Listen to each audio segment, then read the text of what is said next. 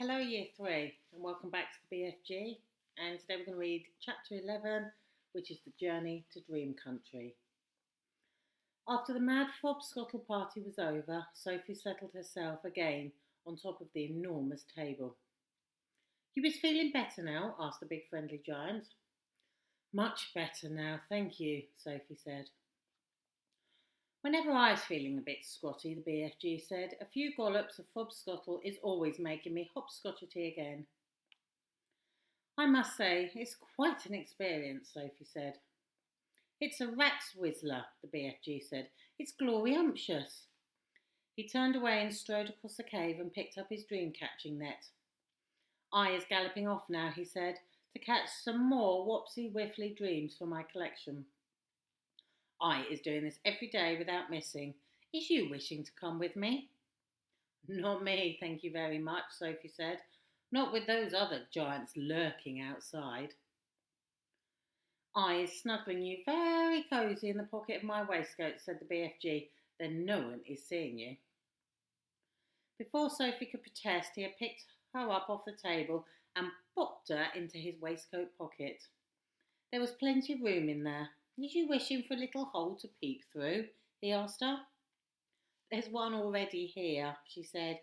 She had found a small hole in the pocket, and when she put one eye close to it, she could see out very well indeed.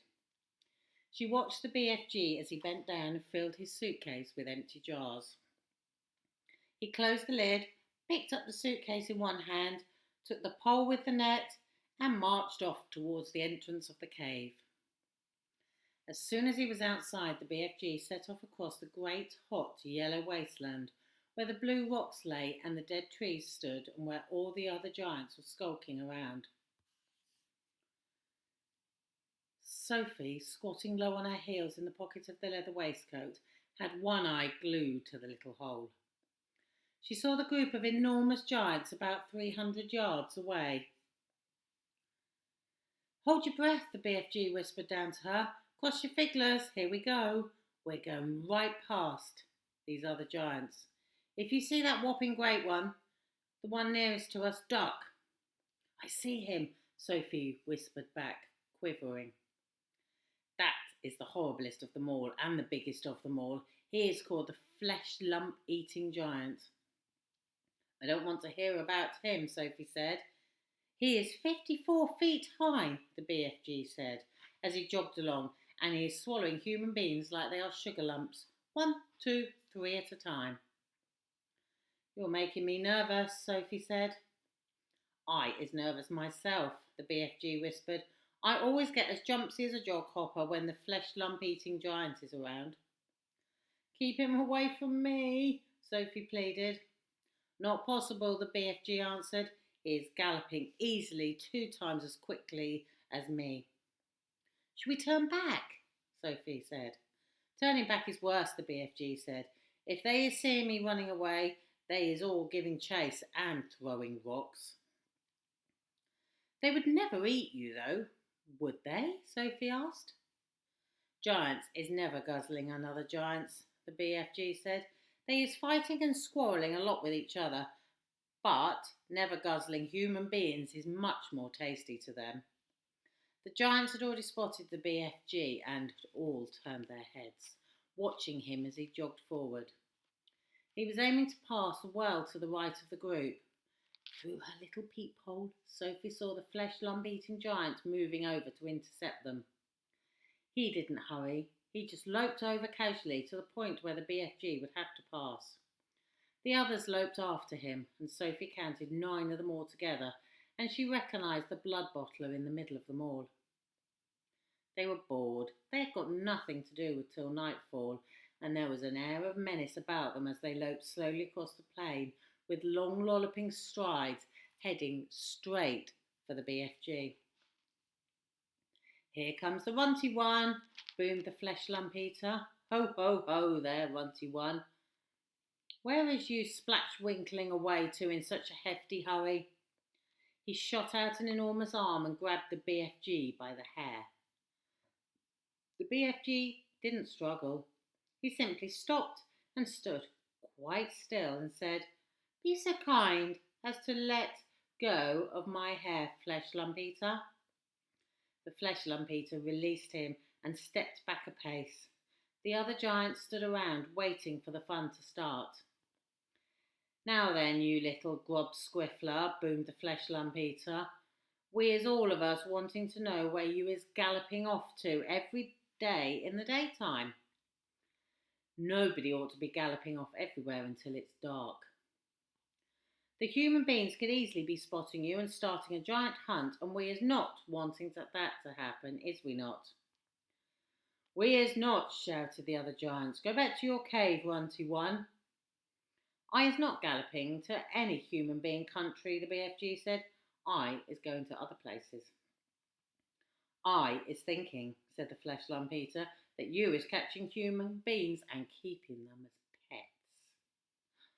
"Right you is," cried the Blood Bottler. "Just now I is hearing him chittering away to one of them in the cave." "You is welcome to go and search my cave from frack to bunt," the BFG answered. "You can go looking into every crook and nanny. There is no human beans or stringy beans or runner beans or jelly beans or any other beans in there." Sophie crouched still as a mouse inside the BFG's pocket. She hardly dared to breathe. She was terrified she might sneeze. The slightest sound or movement would give her away. Through the tiny peephole she watched the giants clustering around the poor BFG. How revolting they were. All of them had piggy little eyes and enormous mouths. When the Flesh Lump Eater was speaking, she got a glimpse of his tongue. It was jet black, like a slab of black steak. Every one of them was more than twice as tall as the BFG, when suddenly the Lump Eater shot out two enormous hands and grabbed the BFG round the waist. He tossed him high in the air and shouted, "Catch him, man-hugger!" The man-hugger caught him. The other giants spread out quickly in a large circle, each giant about 20 yards from his neighbour, preparing for the game they were going to play. Now the man-hugger threw the BFG high and far, shouting, "Catch him, Bone Cruncher!" The Bone Cruncher ran forward and caught the tumbling BFG and immediately swung him up again. "Catch him, Child Chewer!" he shouted. And so it went on. The giants were playing ball with the BFG, vying with each other to see who could throw him the highest. Sophie dug her nails into the sides of the pocket, trying to prevent herself from tumbling out when she was upside down. She felt as though she was in a barrel going over the Niagara Falls. And all the time there was a fearful danger that one of the giants would fail to catch the BFG and he would go crashing to the ground. And there's them playing the game with the BFG. "Catch him, Meat Dripper. Catch him, Gizzard Gulper. Catch him, Maid Smasher. Catch him, Blood Bottler. Catch him, catch him, catch him." In the end, they got bored with this game. They dumped the poor BFG on the ground. He was dazed and shattered, and they gave him a few kicks and shouted, "Run, you little runt. Let us see how fast you can galloping." The BFG ran. What else could he do? The giants picked up rocks and hurled them at him. He managed to dodge them. "Troggy little twit, shrivelly little shrimp, mucky little midget, squoggy little squib, grobbly little grub." At last the BFG got clear of them all, and in another couple of minutes the pack of giants was out of sight over the horizon. Sophie popped her head up from the pocket. "Oh, I didn't like that," she said. "Phew," said the BFG. "Few and far between. They was in a nasty crotchety mood today, was they not? I is sorry that you was having such a wiggly-gig time." "No worse than you," Sophie said. "Would they ever really hurt you?" "I isn't ever trusting them," the BFG said. "How do they actually catch humans to eat?" Sophie asked. "They is usually just sticking their arm in through the bedroom window and snitching them from their beds." The BFG said, "Like you did to me?" "Ah, but I hasn't eating them." "Or you," the BFG said. "How else do they catch them?" "Sometimes," the BFG said, "they is swimming them in from the sea like fishes, with only their hands showing above the water, and then out comes a big hairy hand and grabbles someone off the beach." children as well. Often chidlers, the BFG said, little chidlers who is building sandcastles on the beach. That is who the swimmerling ones are after. Little chidlers is not so tough to eat as old as Grandmama, so says the chard-chewing giant. As they talked, the BFG was galloping fast over the land. Sophie was standing right up in the waistcoat pocket now and holding on to the edges with both hands. Her head and shoulders were in the open and the wind was blowing in her hair. How else do they catch people, she asked. All of them is having their own special ways of catching the human being, the BFG said. The meat-dripping giant is preferring to pretend he is growing as a big tree in the park. He is standing in the park in the dusky evening and he's holding great branches over his head, and there he is waiting until some happy families is coming to have a picnic. Under the spreading tree, the meat-dripping giant is watching them as they lay out their little picnics. But in the end, it is the meat dripper who's having the picnic. Oh, that's awful, Sophie cried. The gizzard-gulping giant is a city lover, the BFG went on. The gizzard-gulper is lying high up between the roofs of houses as the big cities. He is lying there snugly as a sniggler and watching the human beings walking on the street below. And when he sees one that looks like it has a whopsy good flavour, he grabs it. He is simply reaching down and snitching it off the street like a monkey taking a nut. He said it's nice to be able to pick and choose what you're having for supper. He said it's like choosing from the menu. Don't people see him doing it? Never is seeing him. Do not forget it's dusty dark at this time, and also the gizzard-gulper has a very fast arm. His arm is going up and down quicker than Squinker's. But if all those people are disappearing every night, surely there must be some sort of outcry, Sophie said. The world is a whopping place, the BFG said. It has 100 different countries, and the giants is clever. They is clever not to be skiddling off to the same country too often. They is always switch fiddling around. Even so, Sophie said. Do not forget, the BFG said, that human beings is disappearing everywhere all the time without the giants that is guzzling them up. Human beings is killing each other much quicker than the giants is doing it. But they don't eat each other, Sophie said. Giants isn't eating each other either, the BFG said, nor is giants killing each other. Giants is not very lovely, but they is not killing each other. Nor is crocodile-dillies killing other crocodile-dillies. Nor is pussycats killing pussycats.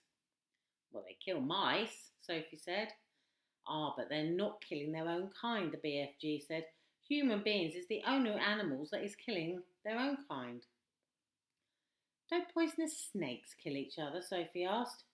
She was searching desperately for another creature that behaved as badly as the human. Even poisonous snakes is never killing each other, the BFG said. Nor is the most fearsome creatures like tigers and rhinoceroses. None of them is killing their own kind.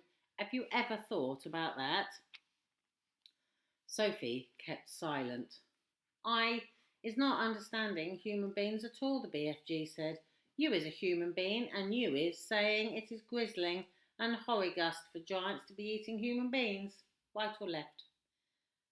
Right, said Sophie. But human beings is squishing each other all the time, the BFG said.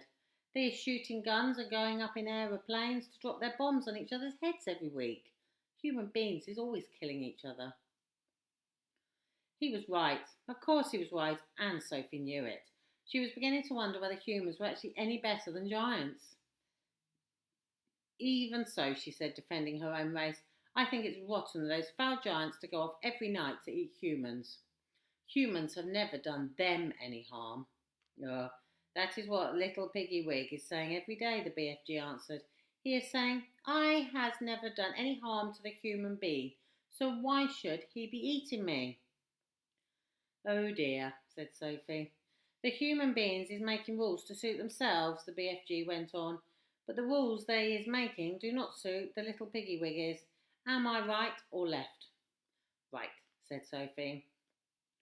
Giants is also making rules. Their rules is not suiting the human beings. Everyone is making their own rules to suit themselves.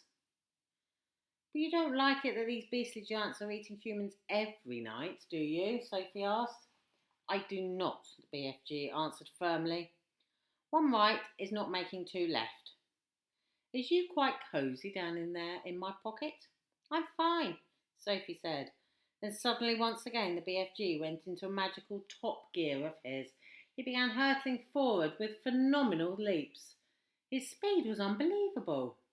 The landscape became blurred, and again Sophie had to duck down out of the whistling gale to save her head from being blown off her shoulders. She crouched in the pocket and listened to the wind streaming past. It came knifing in through the tiny peephole in the pocket and whooshed around her like a hurricane. But this time the BFG didn't stay in top gear long. It seemed as though he had some barrier to cross, a vast mountain perhaps, an ocean, a desert. But having crossed it, he once again slowed down to his normal gallop, and Sophie was able to pop her head up and look out once more at the views. She noticed immediately that they were now in an altogether paler country. The sun had disappeared above a film of vapour.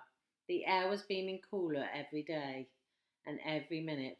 The land was flat and treeless, and there seemed to be no colour in it at all. Every minute the mist became thicker.